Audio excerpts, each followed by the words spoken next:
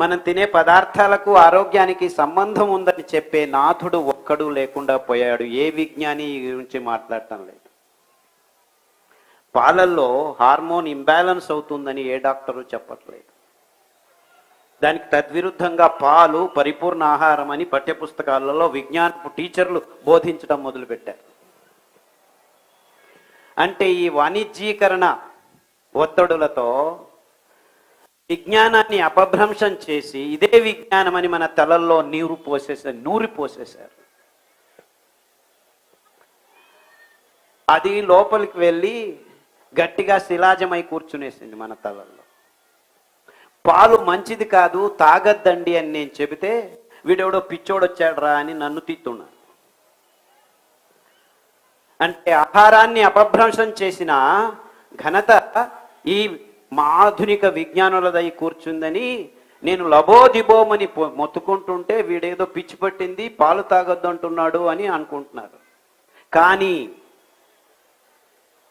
రేపటి నుంచి మొత్తం హైదరాబాద్లో ఉన్న ఆడవాళ్ళు, మగవాళ్ళు, పిల్లలు అందరూ పాలు తాగటం ఆపు చేస్తే 6 నెలల్లో హైదరాబాద్లో ఉన్న ఆసుపత్రులలో సగభాగం మూసుకొని వెళ్ళిపోతాయి అవంతకవే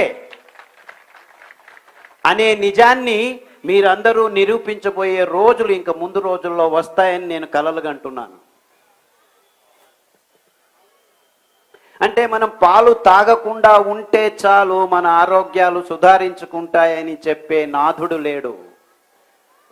పాలల్లో కాల్షియం ఉంది, కాల్షియం లేకుంటే బోన్లు విరిగిపోతాయి, ఎముకలు పుట్టుకని కింద పడిపోతారు అని అంటున్నారు. కానీ పాలు లీటర్లు తాగాము ఈ 20 సంవత్సరాలు, అయినా బోన్ క్యాన్సర్ వస్తుంది, ఆర్థో ప్రాబ్లమ్స్ ఉన్నాయి.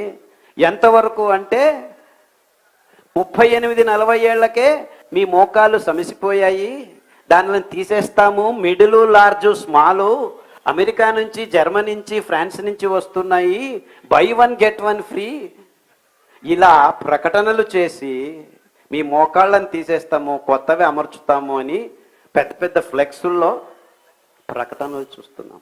ఇంతకంటే విపర్యాసం కావాలా మనకి? అంటే ఆ పాలు తాగాము, వాళ్ళే చెప్పారు మాంసం తినండి, మాంసంలో విటమిన్ B12 ఉంది, దానిలో తప్ప ఇంకెక్కడా లేదు అని చెప్తున్నారు. కానీ విటమిన్ B12 ఎంతమందికి తప్పిపోయింది అని ఇప్పుడు విటమిన్ B12 ట్యాబ్లెట్లు అమ్మటం మొదలుపెట్టారు. అంటే వీళ్ళు చెప్పింది పచ్చి అబద్ధం, లేకపోతే ఇంకొకటి మాంసం తింటున్నా కానీ విటమిన్ B12 మీ దేహంలోకి రావట్లేదని. ఏ రెండిట్లో ఏదో ఒకటి నిజం, అంతేనా? ఇదైనా నిజం, ఇదైనా నిజం. ఇప్పుడు అందరికీ విటమిన్ B12 తక్కువైందంటే మాంసం తిన్నా విటమిన్ B12 మీకు రావట్లేదనే కదా. అంటే ఆహారం కృతకమైందనే కదా. నిజమైన ఆహారం అయితే విటమిన్ B12ని హ్యాపీగా సంపాదించుకోవాలి కదా. మనం మాంసం తింటున్నారు అందరూ, మొత్తం 95% of the people in the world are eating meat, but then why B12 is less? ఇలాంటి ప్రశ్నలు అడిగేదానికి మనకు ఆలోచన శక్తి లేకుండా పోయింది. ఎందుకంటే ఈ మాధ్యమాలు, ఈ పత్రికలు, ఈ టీవీలు ఒకదాని మీద ఒకటి పేరు పట్టుకొని హాట్ హూట్ అని రాయటం వల్ల ఓ విటమిన్ B12 మాంసంలో మాత్రమే ఉందట, ఆహా కాల్షియం పాలల్లోనే ఉందట. నువ్వుల్లో కాల్షియం 10 రెట్లు ఎక్కువ ఉందని ఎవడు రాయడేంటి? ఇలా ఫోన్ ప్రాబ్లం ఉన్న వాళ్ళకి వారానికి ఒకసారి నువ్వుల లడ్డు తినిపిస్తే ఇలా వంగిపోయిన ముసలావిడ 70 ఏళ్ళు ఆవిడ టక్కర్ తెలుసుకొని నడుస్తుంది ఇప్పుడు. అంటే నువ్వుల లడ్డు తినండి అని ఏ ఒక్క విజ్ఞాని చెప్పట్లేదు, ఏ ఒక్క డాక్టరు చెప్పట్లేదు. ఎందుకు? పాలు అమ్ముడు కావు. నువ్వులు తింటే ఆ మెట్ట భూముల్లో 4 వానలు వస్తే సాలుల్లో సామెలు కొర్రలు పెంచుకుంటుంటే నువ్వులు పెంచుతాయి. అవంతకవే 1 ఎకరానికి 2 క్వింటలు. ఆ క్వింటలు నువ్వులకి కేజీ 300 రూపాయలు, 400 రూపాయలు ఇస్తే ఆ రైతన్న బాగుపడతాడు అని ఏ ఒక్క విజ్ఞాని ఇంతవరకు ఆలోచించలేదే. ఎందుకంటే ఈ విజ్ఞానులందరూ ఈ బాక్స్లో కట్టివేయబడ్డారు. పాలు మంచిది, ఇది మంచిది, అది మంచిది, ఇది తినండి, అది తినండి అని చెప్తున్నారు. చివరికి పీచు పదార్థం లేకుండా ఆహారం తింటున్నావయ్యా అని మా లాంటి వాళ్ళు చెప్పడం మొదలు పెడితే అవునవునవును కినోవా ఉంది, టెఫ్ ఉంది, చెఫ్ ఉంది అని అదేదో ఎక్కడో పెంచిన పదార్థాలను తీసుకొచ్చి మళ్ళా మన తలల మీద రుద్దేదానికి న్యూట్రిషనిస్టులు అందరూ కట్టకట్టుకొని పేపర్ల మీద ఆదివారం ఆరోగ్యం అని చెప్పి రాయడం మొదలుపెట్టారు. అర్థమవుతుందా నేను చెప్పే విషయాలు? అంటే ఇవంతా వ్యవస్థితంగా ఈ బహురాష్ట్రీయ కంపెనీలు మన ఆరోగ్యాన్ని, ఆహారాన్ని, పదార్థాలని అన్నిటినీ కబలించేసి మేము చెప్పిందే ఇదే ఆహారం, ఇలాగే తినండి, ఇలాగే ఉండండి, మీకు రోగాలు వస్తుంటే నో ప్రాబ్లం, ఇక్కడ ఇంకొక వ్యవస్థను తయారు చేస్తాము, టాబ్లెట్లు తీసుకుంటూ ఉండండి. ఇది నిజమైన చిత్రణ, కటు సత్యము. అంటే ఇంత భయంకరమైన క్లిష్టమైన పరిస్థితుల్లో ఈ అంశాలన్నీ ఒకదానికొకటి అంటుకొని ఉన్నాయి. ఆహారం సపరేట్ కాదు, ఆరోగ్యం సపరేట్ కాదు, వ్యవసాయం సపరేట్ కాదు, రైతన్నా సపరేట్ కాదు. 4 వానలు వస్తే నీళ్లను లేకుండానే కొర్రలు, అండుకొర్రలు, అరికలు, సామెలు, నువ్వులు, ఉలవలు ఇలాంటి అద్భుతమైన పదార్థాలని పెంచుకొని తింటూ ఉన్న రైతన్నలు కాదు కదా, కొండ చర్యల్లో పెరుగుతున్న ఆ ట్రైబల్స్ జనాంగాల ఆరోగ్యాన్ని కూడాను గబ్బులేపి ఈ 2 రూపాయలకు బియ్యం ఇస్తామని చెప్పి ఆ బియ్యాన్ని వాళ్లకు తినిపించి 130 మంది ట్రైబల్స్లోనూ డయాబెటీస్ రోగం తెచ్చిన ఘనత ఈ ఆధునిక విజ్ఞాన కృషి యుగానికి సంబంధించింది అని గట్టిగా పెద్ద పెద్ద గొంతుతో చెబుతూ ఉంటే అవునా అవునా అంటే మాకేదో రోగం వచ్చింది పర్వాలేదు, మల్టీ స్పెషాలిటీ హాస్పిటల్స్ వీధికి ఒకటి పుట్టుకొని పుట్టగొడుగుల్లాగా లేచొస్తున్నాయి.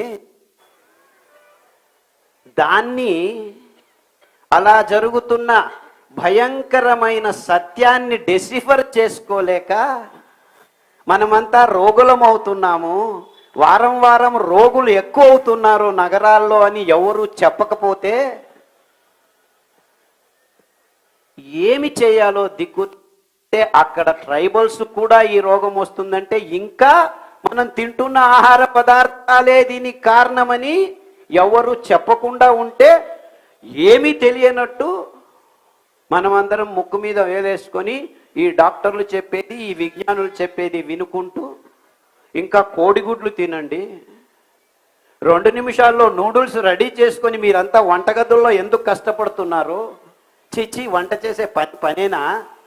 ఆడవాళ్ళు హౌస్ వైఫా ఆహా అని నీచంగా చూడటం మొదలుపెట్టిన ఈ కార్పొరేట్ వ్యవస్థ కల్చర్ని ఇంకా పైకి తీసుకెళ్ళి ఆడవాళ్ళని కించపరుచుకుంటూ ఈ అద్భుతమైన సిరిధాన్యాల్ని, అద్భుతమైన వైవిధ్యమైన పదార్థాలని ఎందుకో మా తాత ముత్తాతలు పెంచుతున్నారని ఆ మెట్టభూమి రైతులు 4 వానలు వస్తే ఇప్పటికీ అమాయకంగా పెంచుతూ ఉంటే దానిలను చూసి క్యారే అనే నాథుడు లేకుండా తయారవుతూ ఉంటే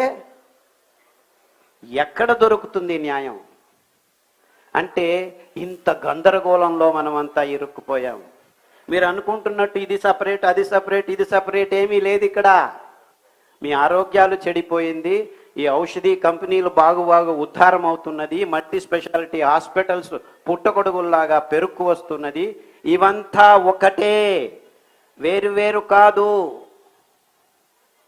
అంటే మన మెట్టభూమి రైతన్నలు 60% ఉన్నారు మన దేశంలో అని ఒకవైపు పెద్దగా రాస్తూ ఉండేది.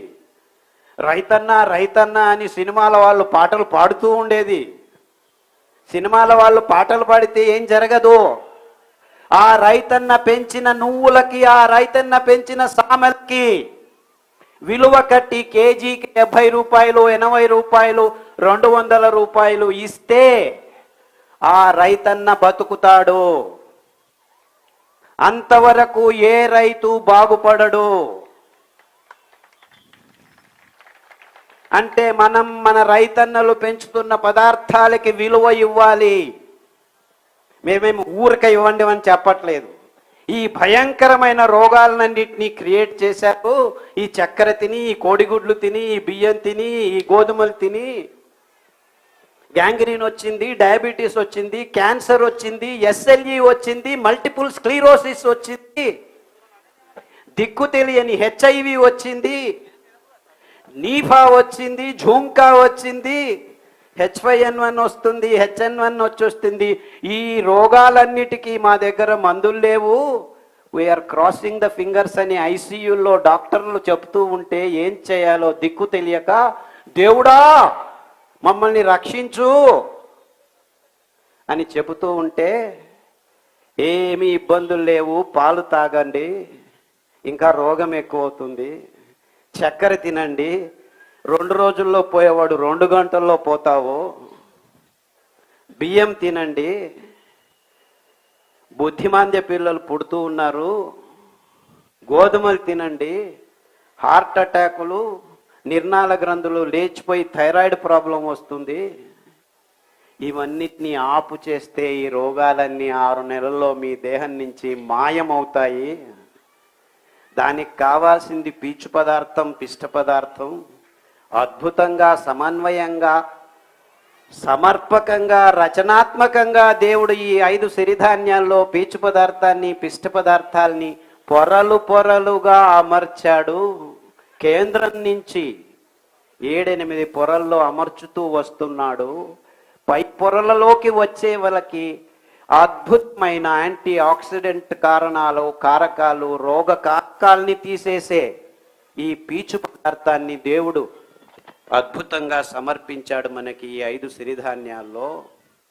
ఈ 5 సిరిధాన్యాల్ని మీరు మార్చి 2 రోజులు ఒకసారి తింటూ వస్తే ఈ క్యాన్సరు, ఈ ఎస్ఎల్ఈ, ఈ రుమటికారిజము, మీ మోకాళ్ళ సందులు, వాతాలు, ఇది అది, మైగ్రేన్లు, గ్యాంగ్రీన్లు, హెచ్ఐవిలు, ఐబిఎస్లు, ఎస్ఎల్ఈలు, కొల్లైటిస్, క్రాన్స్ డిసీజ్, ఏమేమో పేర్లు, దిక్కు దేశాలేని పేర్లు పెట్టుకొని ఆధునిక మానవుడు సతమతం ఉంటే ఇంతే